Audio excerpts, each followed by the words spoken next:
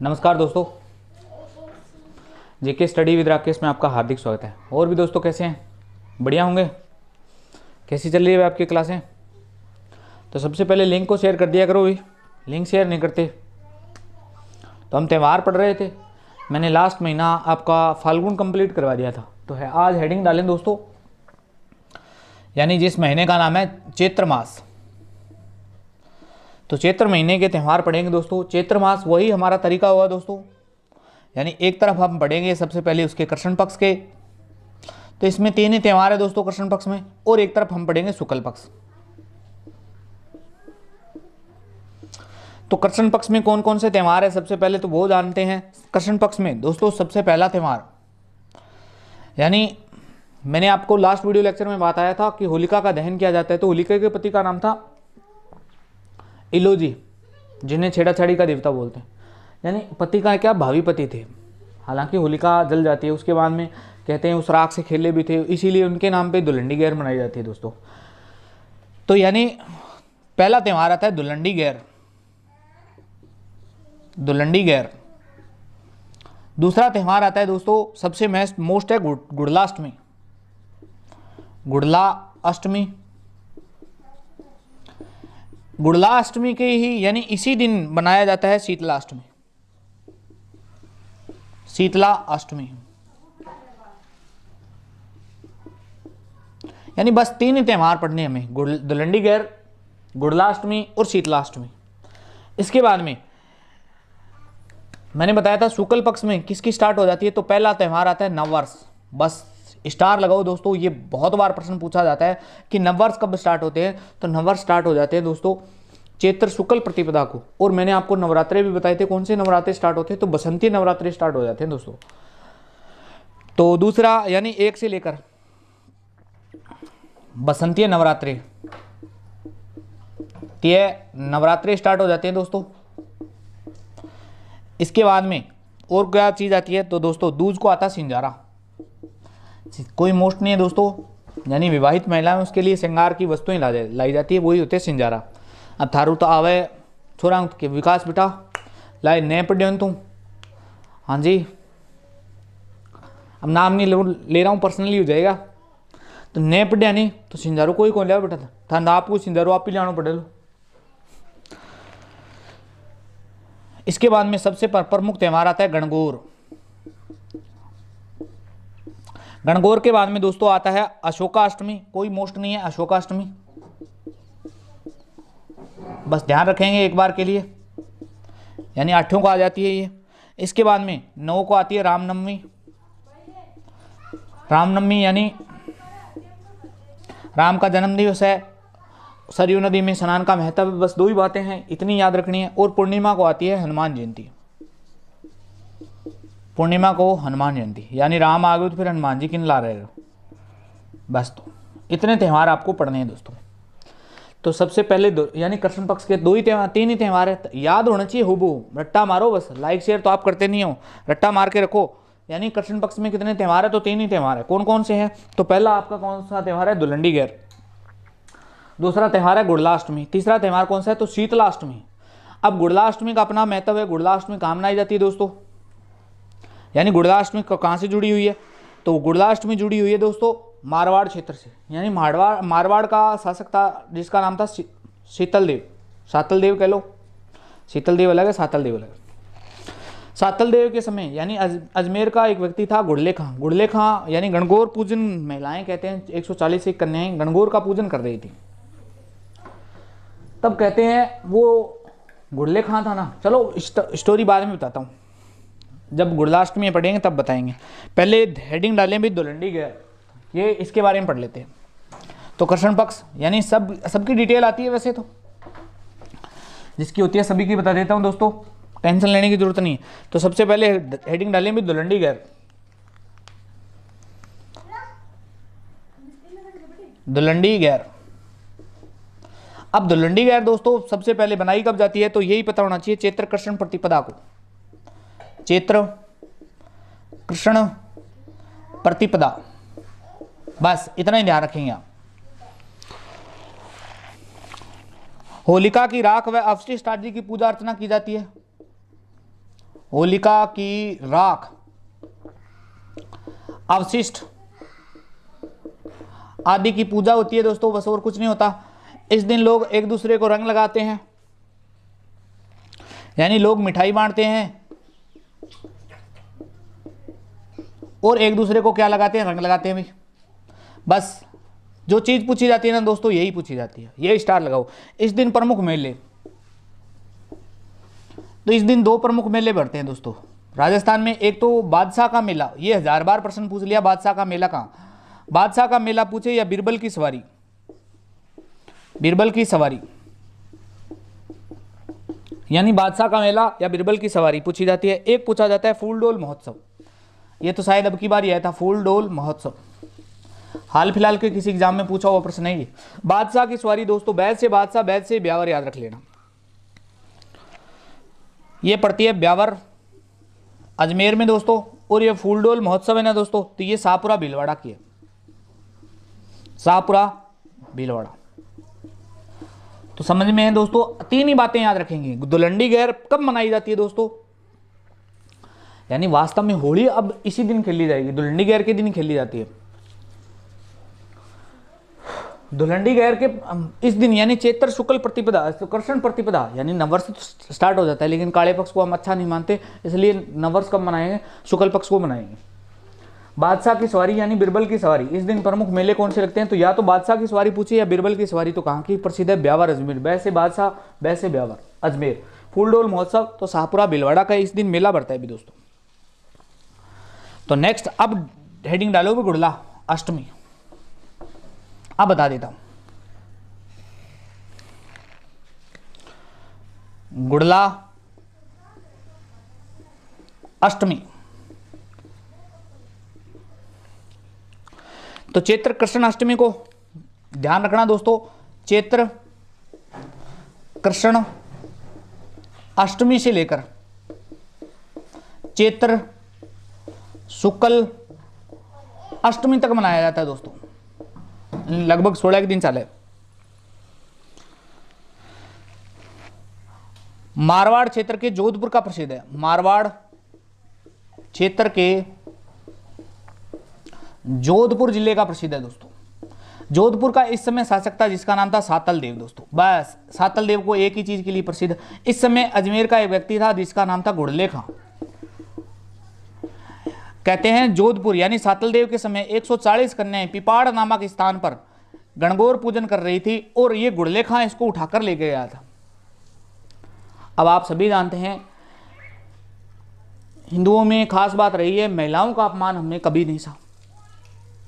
सीता का हरण होता है तो राम लंका चले गए थे। महाभारत में द्रौपदी का चीरा हरण हुआ था तो 100 कौरवों को मृत्यु के घाट उतार दिया गया था। और सातल देव के समय पिपाड़ में यहाँ गुड़ले खां 140 कन्या उठा ले गया, बहुत बड़ी बात थी भी। तो कहते हैं इसी सातल देव ने इसी गुड़ले खां को मारा था और इसको मारकर इसका शीश काट कर ले आए थे। शीश काट कर कहते हैं कि गड्ढे में रखा था, एक गड्ढा छिद्रित किया गया था और गड्ढे में पूरे गांव में घुमाया गया था और गांव में ये संदेश दिया गया था कि हमारी कन्याओं यानी हमारी महिलाओं के प्रति जो ऐसा दुर्व्यवहार यानी ऐसी क्रूरतापूर्वक नजर रखेगा उसका हासर यही होगा। हालांकि कभी कोई नहीं इतना डीप नहीं पूछा जाता, फिर भी मैंने सारी चीजें बता दी आपको। बस इसी के लिए फेमस है दोस्तों। इस दिन गुड़ला नृत्य भी होता है दोस्तों, बस यही ध्यान रख लेना। तो गुड़ला नृत्य भी पूछे तो ये जोधपुर का प्रसिद्ध है दोस्तों। नेक्स्ट शीतला अष्टमी। शीतला अष्टमी बताने की जरूरत नहीं है दोस्तों कब आती है, तो शीतला अष्टमी भी सेम डे आएगी यानी चैत्र कृष्ण अष्टमी को आती है।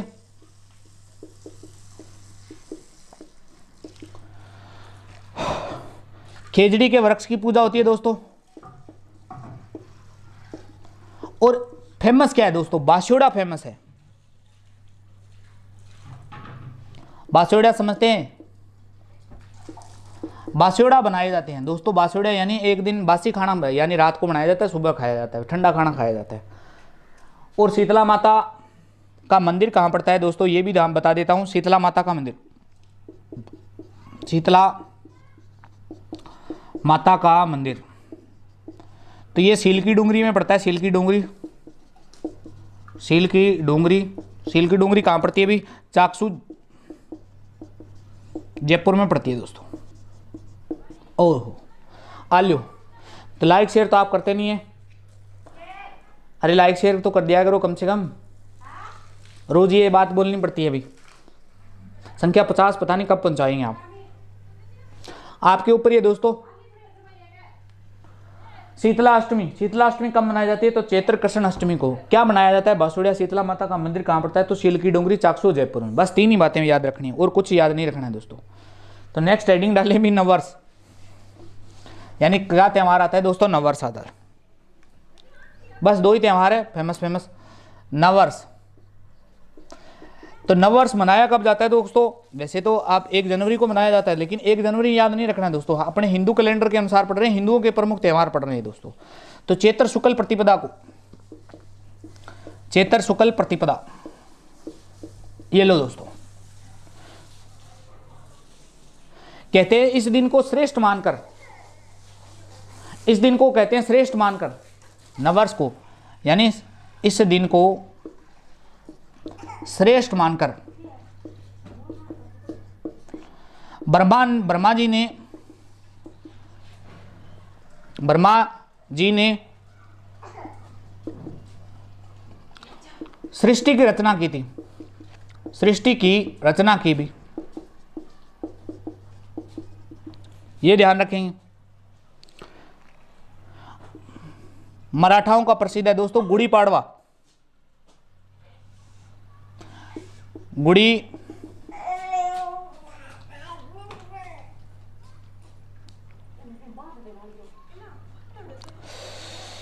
पड़वा का त्यौहार भी इसी दिन मनाया जाता है।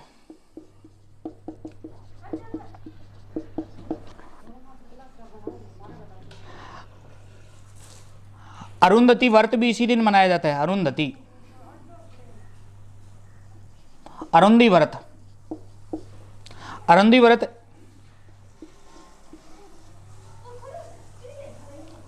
होता क्या है? तो दोस्तों स्त्रियों के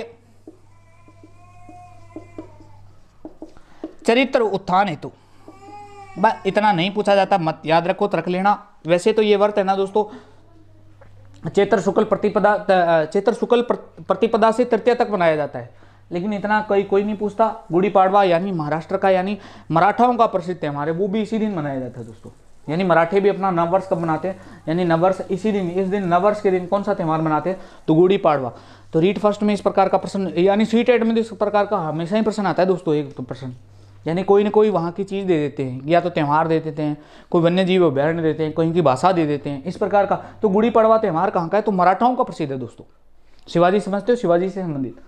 तो नववर्ष यानी चैत्र शुक्ल प्रतिपदा से स्टार्ट होता है। इस दिन को श्रेष्ठ मानकर ब्रह्मा जी ने, कहते हैं, सृष्टि की रचना की थी।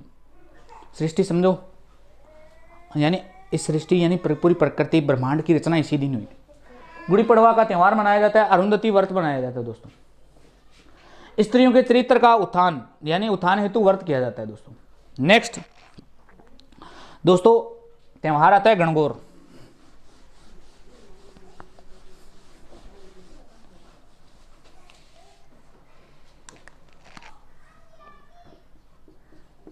गणगौर दोस्तों, लाइट नहीं है फिर भी पढ़ा रहा हूं मैं, पसीना देख रहे हैं आप क्या करते हैं? लाइक शेयर नहीं करते, मजा नहीं आता ना। अरे आप मजा आ रहा है क्या? लाइक शेयर तो करो, थम्स अप करके बताना क्लास तो समझ में आ रही है। बच्चे रो रहे हैं, आपको बच्चे सुनाई दे रहे हैं, पढ़ मत लेना। चैत्र शुक्ल तृतीया को, चैत्र शुक्ल तृतीया,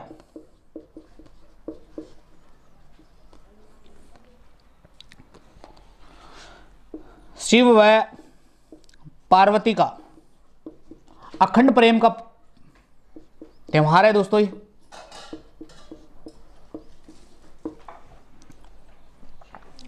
गण का मतलब होता है गण और गौर। गण का मतलब होता है दोस्तों ईश्वर, यानी शिव से संबंधित है। गौर का मतलब गौरी से होता है, और गौरी क्या है? पार्वती है। ये समझ में है दोस्तों। ये प्रश्न कभी नहीं पूछा जाता कि गणगौर कब मनाई जाती है? तो चैत्र शुक्ल तृतीया को सभी को, सॉरी तृतीया को सभी को पता है दोस्तों, लेकिन ये पूछा जाता है कि कौन सी गणगौर कब मनाई जाती है, सॉरी कौन सी गणगौर कहाँ की प्रसिद्ध है। तो कुछ गणगौरों के नाम लिख देता। अरे लाइक शेयर तो कर दो कम से कम, इतनी मजेदार क्लास चल रही है यार, आप लाइक शेयर नहीं करते भाई। तो ध्यान रखना दोस्तों, शाही गणगौर, शाही गणगौर, तो शाही गणगौर की सवारी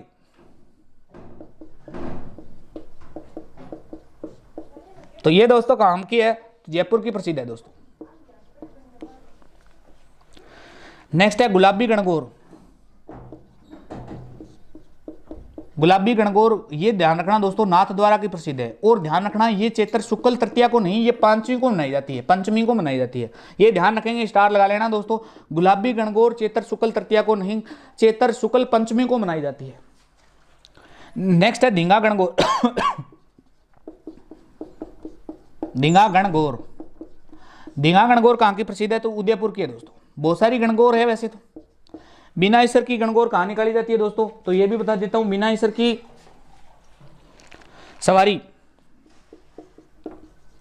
बिना ईसर की सवारी, इसी को ही दूसरा नाम दे देते सवारी, इसी को ही दूसरा नाम दे देते हैं केसर गवरी की सवारी, केसर गवरी की सवारी। ये कहाँ की प्रसिद्ध है दोस्तों? तो जैसलमेर की है भी। बस नाम ध्यान रखना, नोट्स बना लेना दोस्तों।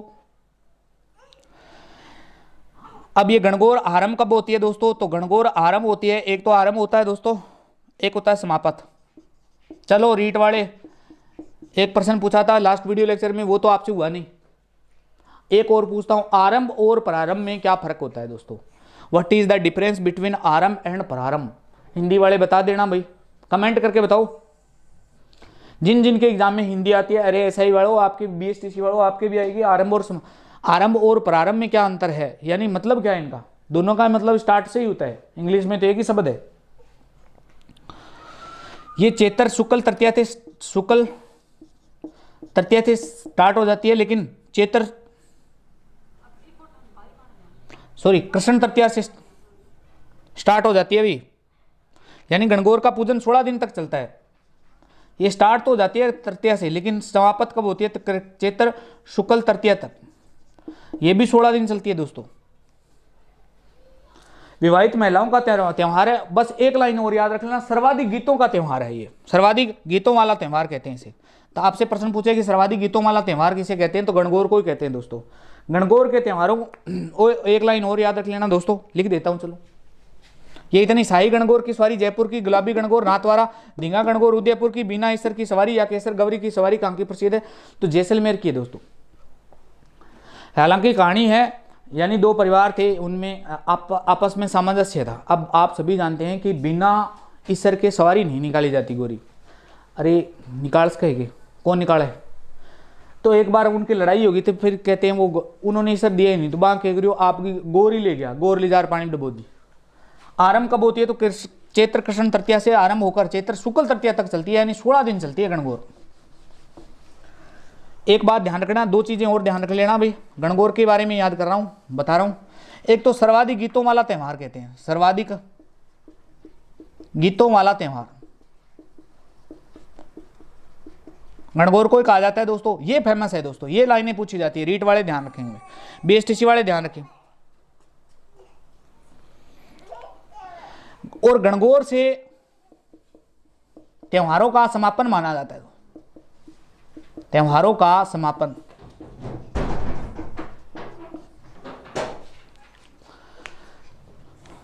तो बाकी दोस्तों लाइट चली गई है, बाकी हम देखेंगे नेक्स्ट वीडियो लेक्चर में। तब तक धन्यवाद दोस्तों। वीडियो कैसा लगा लाइक शेयर कमेंट करके जरूर बता देना दोस्तों। धन्यवाद, मिलते हैं दोस्तों।